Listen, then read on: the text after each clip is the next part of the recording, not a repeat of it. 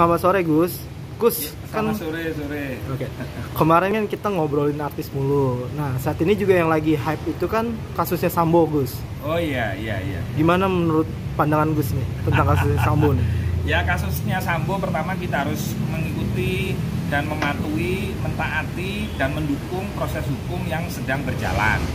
Ya, apalagi sudah naik ke persidangan.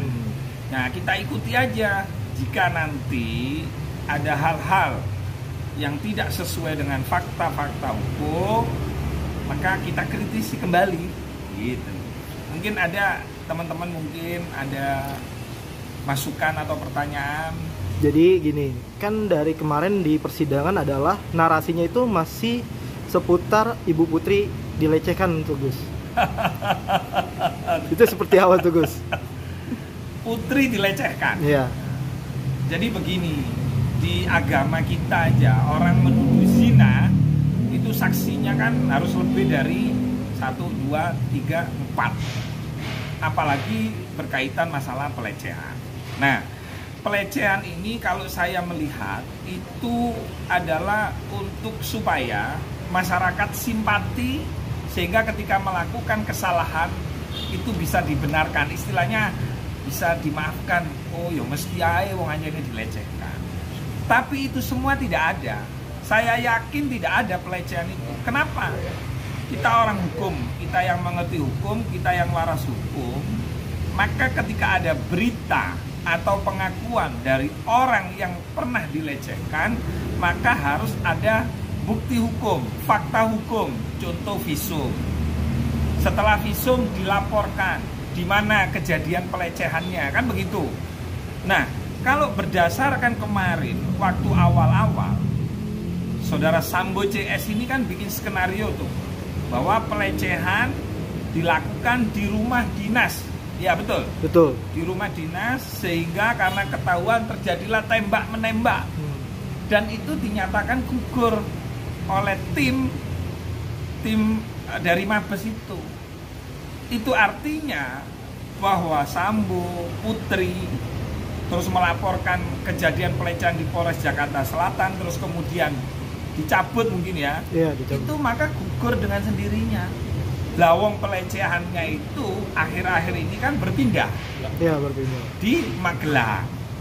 Nah, ada nggak laporan TKP-nya di Magelang? Tidak ada. Tidak ada. Maka itu artinya muspro, kasarannya hoak. Ya, karena apa? Karena tidak ada fakta hukumnya.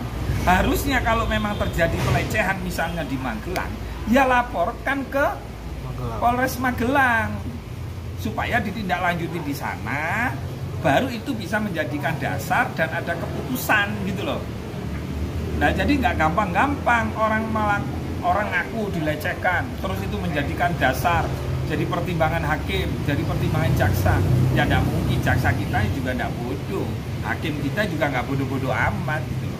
Maka saya menduga kenapa keterangan ini, alibi ini dipertahankan oleh saudari P itu dalam rangka untuk menjadi pembenar mungkin. Karena aku dilecehkan, akhirnya aku lapor suami dan suamiku bertindak, kan itu. Gitu loh. Jadi itu nggak ada, itu pelecehan itu menurut saya nggak ada. Zong. Nah, berarti menurut Gus pelecehan itu tidak ada berarti ya? Tidak ada, karena fakta-fakta hukumnya tidak ada, LP-nya juga nggak ada. Terus kemudian putusan pengadilan bahwa si korban ini melakukan pelecehan juga nggak ada. Ya. Gitu loh. Itu kan hanya pengakuan sepihak. Nah, yang tidak didukung dengan bukti-bukti yang ada. Minimal 2 alat bukti. Oke. Lalu harapan Gus tentang persidangan Sambo nih gimana nih? Ya, dukung terus aparat penegak hukum untuk mengusut kasus tuntas. Dan perlu yang menjadi catatan, mohon maaf ini sebenarnya kesempatan bagi Pak FS ya untuk bertobat kepada Allah, ya, untuk menjadi orang baik. Coba lihat itu Eliezer itu. Eliezer itu kan beda ya. Orang yang ingin bertobat betul-betul sama orang yang masih ingin mempertahankan skenarionya. Padahal skenarionya sudah gagal. skenario FS ini sudah gagal dan perlu diingat korbannya sudah sangat terlalu banyak. Banyak orang baik yang juga terseret di pusaran ini sampai ditaruh di Yanma, sampai dipidana, coba. Terus kemudian institusi Polri kemarin, untung Bapak Kapolri, untung Bapak Kabar Reskrim bertindak cepat, konsis dengan memecat saudara FS ini sehingga hukum berjalan tegak dan kokoh. Termasuk kemarin Pak Kapolri juga memberhentikan saudara TM yang terlibat dan diduga menyalahgunakan narkoba. Nah ini luar biasa Pak Kapolri. Kami sebagai Ketua Umum BKN dan keluarga BKN mengapresiasi sekali. Memang ini ujian berat bagi Polri ya. Yang katanya Pak Kapolri ibaratnya sekarang ini polisi seperti ngayak. Nanti akan menemukan emas 24 karat. Jadi mana polisi yang baik, mana yang tidak, itu akan tersingkirkan secara alamiah. Gitu. Oke, cukup ya. Sip, makasih ya Gus. Ya.